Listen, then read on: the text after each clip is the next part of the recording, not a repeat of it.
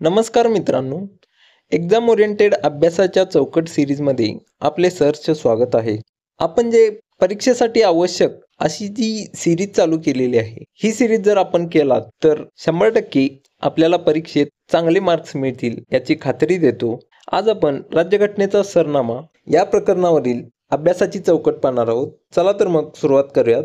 सर्वप्रथम पहा, राज्यघटनेच्या सुरुवातीला सरनामा असणारी अमेरिकन राज्यघटना ही जगातील पहिली राज्यघटना होती. म्हणजेच भारताच्या राज्यघटनेत जे सरनामा आढळते या सरनाम्याची तरतूद हे भारताने अमेरिकेच्या राज्यघटनेवरून घेतलेले आहे, हे आपण इथे लक्षात ठेवा. त्यानंतर आता भारतीय राज्यघटनेचा सरनामा जो भाग आहे, हा सरनामा जवाहरलाल नेहरू यांनी बनवलेला जो उद्दिष्टांचा ठराव आहे, त्या उद्दिष्टांच्या ठरावावर आधारित आत्ताचा हा भारतीय सरनामा आहे.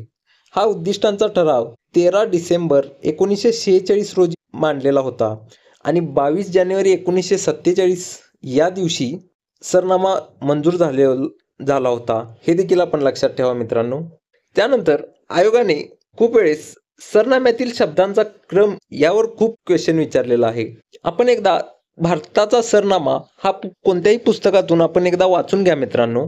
येथे आपण आतापर्यंत आयोगाने जो सरनाम्यातील शब्दांच्या क्रमावर क्वेश्चन विचारलेला आहे, हा शब्दांचा क्रम आपण पाहूया. सर्वप्रथम पहा, सरनाम्यामध्ये सार्वभौम, समाजवादी, धर्मनिरपेक्ष, लोकशाही, गणराज्य या प्रकारच्या शब्दांचा क्रम आहे. यामध्ये आपण सर्व, समाज, धर्म, लोक, गण या पद्धतीने एक वाक्य तयार करून आपण लक्षात ठेवू शकता. काहीही करा, पण ह्या शब्दांचा क्रम आपल्याला लक्षात ठेवायचा आहे. या शब्दांनंतर न्याय ही संकल्पना आहे. यामध्ये सामाजिक, आर्थिक आणि राजकीय या 3 न्यायांचा समावेश होतो. यामध्ये जर आपण पाहिलं तर सा आ रा या शब्दावरून आपण या 3 शब्दांचा क्रम लक्षात ठेवू शकता मित्रांनो. तर सा म्हणजे सामाजिक, आर्थिक आणि राजकीय न्याय. त्याचबरोबर न्यायाची ही संकल्पना आपण रशियन राज्यघटनेकडून घेतलेली आहे, हे देखील आपण लक्षात ठेवा मित्रांनो. न्यायानंतर स्वातंत्र्य हे तत्व येते. स्वातंत्र्याच्या तत्वामध्ये विचार, अभिव्यक्ती, विश्वास, श्रद्धा व उपासना या स्वातंत्र्यांचा समावेश होतो. यामध्ये जर आपण क्रम जर लक्षात ठेवायचं झालं तर विचार अभिचा, विश्वास श्रद्धेने उपासना करतो, या वाक्यानुसार आपण या शब्दांचा क्रम लक्षात ठेवू शकता. विचार अभिचा, विश्वास श्रद्धेने उपासना करतो. स्वातंत्र्य, त्यानंतर समता, या समानतेमध्ये दर्जाची व संधीची समानता यांचा समावेश होतो. त्यानंतर समतेनंतर बंधुता येतं आणि या बंधुतेमध्ये व्यक्तीची प्रतिष्ठा, राष्ट्राची एकता आणि एकात्मता यांचे आश्वासन देणारी ही बंधुता आहे, हे देखील लक्षात ठेवा. सरनाम्यात जर आपण पाहिलं तर न्यायाची संकल्पना पहिली, त्यानंतर स्वातंत्र्य, त्यानंतर समता आणि त्यानंतर बंधुता असा क्रम आहे. हा क्रम आपण लक्षात ठेवा मित्रांनो. न्यायामध्ये सारा म्हणजे सामाजिक, आर्थिक आणि राजकीय हा क्रम आहे. त्यानंतर स्वातंत्र्यामध्ये विचार, अभिव्यक्ती, विश्वास, श्रद्धा, उपासना हा क्रम आहे.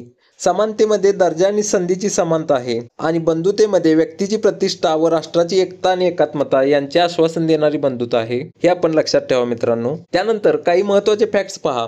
सरनाम्यातील तरतुदी या न्यायालयाद्वारे अंमलात आणता येत नाहीत. म्हणजेच एखाद्या सरनाम्यातील कोणत्याही तत्वाची अंमलबजावणी झाली नाही म्हणून आपण न्यायालयात दाद मागता येत नाही.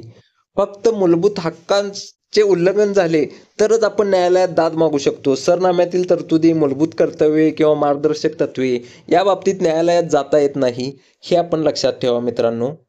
त्यानंतर सरनामा हा विधिमंडळाच्या अधिकाराचे स्रोतही नाही आणि विधिमंडळाच्या अधिकारावर बंधनेही घालत नाही, हे देखील आपण लक्षात ठेवा. असा प्रश्न आयोगाने खूप वेळेस विचारलेला आहे. सरनाम्यामुळे विधिमंडळाला अधिकारही प्राप्त होत नाहीत, तसेच त्यांच्या अधिकारावर बंधनेही येत नाहीत. त्यानंतर सरनाम्यातील काही शब्दांचा अर्थ आपण पाहणार आहोत. यावर देखील आयोगाने खूप वेळेस प्रश्न विचारलेला आहे. यामध्ये पहा, सर्वप्रथम सार्वभौम ही संज्ञा पहा. सार्वभौम म्हणजे भारत हा कोणत्याही देशावर अवलंबून नाही किंवा कोणत्याही देशाची वसाहत नाही. भारत हा एक स्वतंत्र राष्ट्र आहे, असा अर्थ सार्वभौम या शब्दातून सूचित होतो.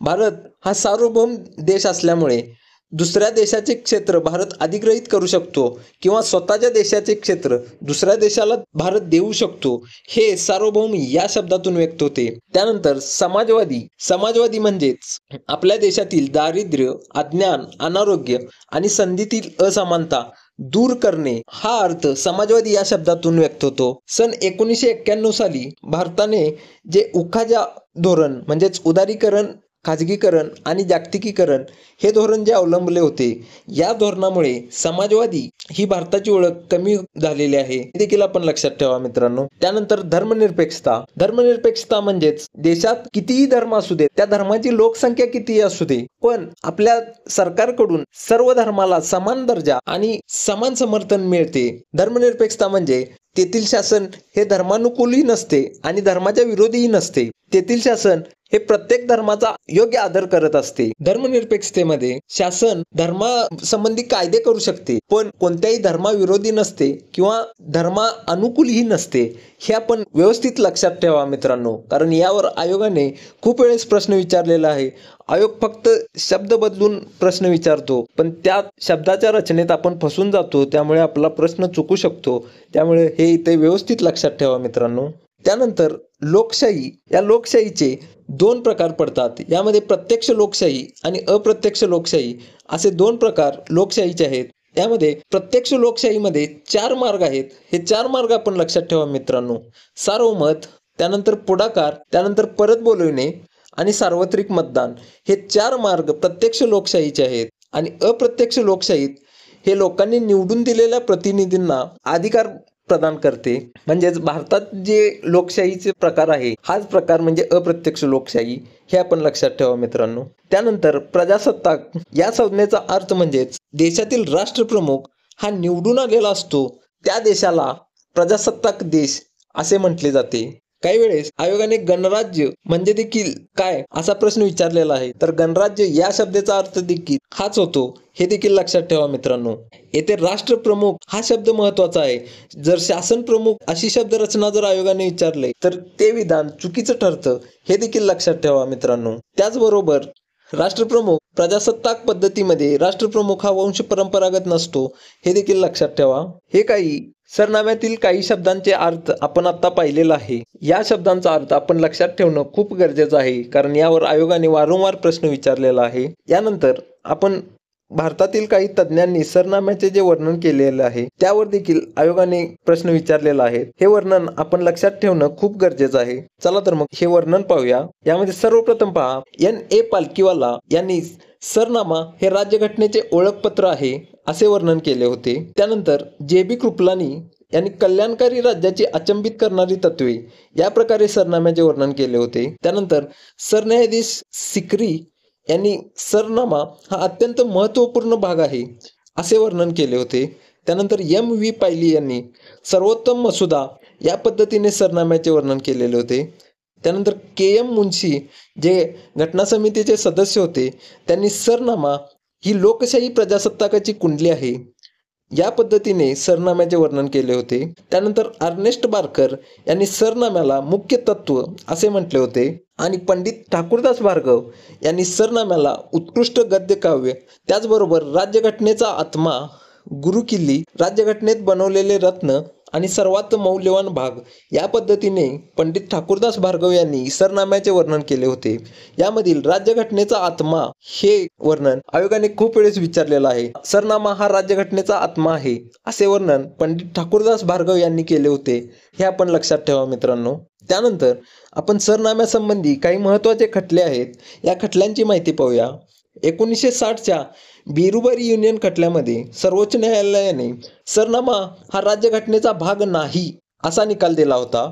त्यानंतर 1973च्या केशवानंद भारती खटल्यात सरनामा हा राज्यघटनेचा भाग आहे असा निर्णय दिला. म्हणजे बिरुबारी युनियन खटल्यामधील निकाल हा सर्वोच्च न्यायालयाने बदलला आणि सरनामा हा राज्यघटनेचा भाग आहे असा निकाल दिला. तसेच 1995च्या LIC खटला म्हणजेच भारतीय जीवन विमा निगम खटल्यात सरनामा हा राज्यघटनेचा भाग आहे असे सर्वोच्च न्यायालयाने पुनश्च प्रतिपादन केले होते. हे 3 खटले खूप महत्त्वाचे आहेत, कारण यावर आयोगाने वारंवार प्रश्न विचारलेला आहेत. त्यामुळे कुठल्या खटल्यात सरनामा हा भाग आहे आणि कुठल्या खटल्यात सरनामा हा भाग नाही असे सर्वोच्च न्यायालयाने निकाल दिलेला आहे, हे आपण लक्षात ठेवणं खूप गरजेचं आहे. येथे एक गोष्ट लक्षात ठेवा की फक्त बेरुबारी युनियन खटल्यात हा सरनामा राज्यघटनेचा भाग नाही असा निकाल सर्वोच्च न्यायालयाने दिला होता. हा खटला 1960 साली झाला होता. त्यानंतरच्या दोन्ही खटल्यात म्हणजेच केशवानंद भारती खटला आणि LIC खटल्यामध्ये सर्वोच्च न्यायालयाने सरनामा हा राज्यघटनेचा भाग आहे असाच निकाल दिलेला होता. त्यानंतर सरनाम्यात दुरुस्ती करता येते का यावर देखील आयोगाने खूप वेळेस प्रश्न विचारलेला आहे. तर सरनाम्यात दुरुस्ती करता येते का असा प्रश्न सर्वप्रथम केशवानंद भारती खटल्यामध्ये उपस्थित झाला होता. तर या खटल्यामध्ये सर्वोच्च न्यायालयाने निकाल दिला होता की घटनेच्या सरनाम्यात दुरुस्ती करता येते, पण त्या दुरुस्तीमुळे घटनेची मूलभूत चौकट किंवा मूलभूत संरचना बदलता येणार नाही असा निकाल सर्वोच्च न्यायालयाने दिला. म्हणजे सरनाम्यात आपली जी राज्यघटनेतील कलम 368 नुसार जी दुरुस्तीची पद्धत आहे त्यानुसार सरनाम्यात दुरुस्ती करता येते, पण घटनेची मूलभूत चौकट किंवा मूलभूत संरचना हे बदलता येणार नाही. हे आपण लक्षात घ्या मित्रांनो. जर आयोगाने पुन्हा असा प्रश्न विचारला की सरनाम्यात दुरुस्ती करता येते का, तर त्याचं उत्तर होय असंच असणार आहे. या खटल्यानंतर भारताने 42वी घटना दुरुस्ती केली आणि यानुसार सरनाम्यात पहिल्यांदाच दुरुस्ती झाली. आणि आतापर्यंत सरनाम्यात हे फक्त एकदाच दुरुस्ती करण्यात आलेली आहे, हे देखील आपण लक्षात ठेवा. या 42व्या घटना दुरुस्तीने समाजवादी, धर्मनिरपेक्ष आणि एकात्मता या 3 नवीन शब्दांचा समावेश करण्यात आला होता. येथे पहा, समाजवादी, धर्मनिरपेक्ष आणि एकात्मता ही 3 नवीन शब्द 42व्या घटना दुरुस्तीने सरनाम्यात समावेश करण्यात आलेले आहेत. हे आपण लक्षात ठेवा मित्रांनो, कारण 42व्या घटना दुरुस्तीनुसार हे जे 3 नवीन शब्द जोडण्यात आलेले आहेत यावर आयोगाने खूप वेळेस प्रश्न विचारलेला आहे. त्यामुळे हे आपण लक्षात ठेवणं खूप गरजेचं आहे. तर मित्रांनो, आज आपण घटनेचा सरनामा या प्रकरणावरील आपली जी कुठलीही पोस्ट मिळवण्यासाठी जी किमान अभ्यासाची चौकट आवश्यक आहे ते आपण आज पाहिलेले आहे. आपल्याला कुठलीही पोस्ट मिळवायची असेल तर किमान आपला इतका अभ्यास तरी परफेक्ट असणं गरजेचंच आहे. या पद्धतीने आपण पॉलिटीचे आणि त्याचबरोबर इतरही विषयांचे अभ्यासाची चौकट तयार करून देणार आहोत. तर आता आपण पुढच्याच भागात भेटूयात. धन्यवाद.